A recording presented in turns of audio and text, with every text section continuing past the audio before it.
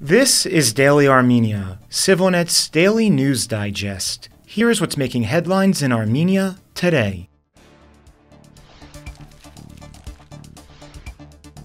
The United States has joined global calls for Armenia and Azerbaijan to sign off on their recently agreed-to normalization treaty text, while Baku puts the agreement in doubt with resistance to signing and multiple baseless claims of ceasefire violations against it. In a tweet on the platform X yesterday, U.S. National Security Advisor Michael Waltz said he had urged his Azerbaijani counterpart Hikmet Hajiev to finalize this peace deal now, release the prisoners, and work together with Armenia to make the region more secure and prosperous. It's the first time a U.S. official has made a demand for the Armenian prisoners held in Baku to be freed. On Friday, President Donald Trump's lead negotiator Steve Witkoff made a stop in Baku, where the Jerusalem Post claimed he went to discuss the possibility of Azerbaijan serving as a mediator between the U.S. and Russia. Armenia and Azerbaijan announced last Thursday that they had agreed on the last two provisions of their long-negotiated normalization deal. World leaders have welcomed the development, calling it an important step toward ending decades of conflict in the South Caucasus. However,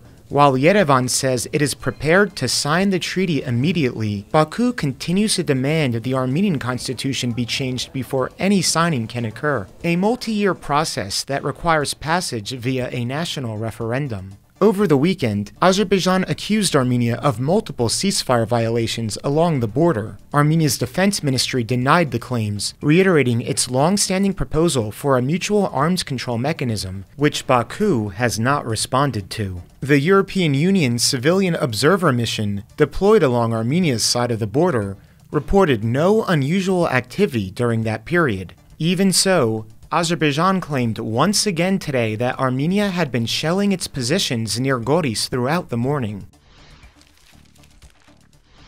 The Trump administration's elimination of funding late Friday for Radio Free Europe Radio Liberty, a U.S.-funded private international broadcaster, further raises concerns about the future of independent media in Armenia. Its Armenian service, Radio Azatutyun, is a popular and trusted outlet within the country's media landscape.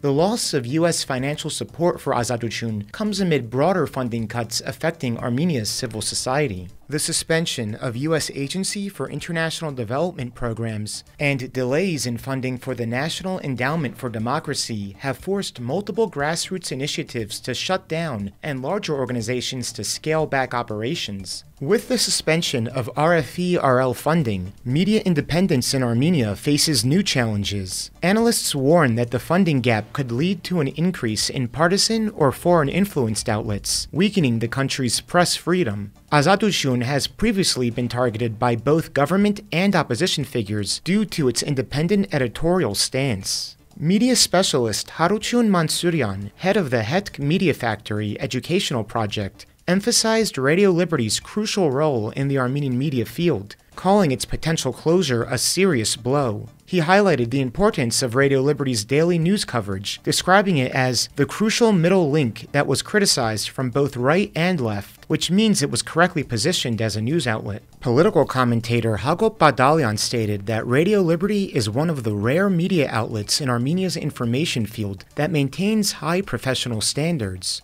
Quote, "Unfortunately, there has been a continuous decline in Armenia's information environment. The cessation of such media outlets is a tangible loss for Armenia," Badalyan said, expressing hope that solutions might be found to allow the news outlet to continue operations. International partners, including the European Union, may attempt to fill the funding gap, but bureaucratic delays could slow the process. While the limited domestic funding alternatives are unlikely to maintain the same degree of independence, the reduction in financial support for independent media in Armenia comes amid global concerns over democratic backsliding. Without sustainable funding alternatives, media organizations like Azatutyun face increased vulnerability to political and external pressures.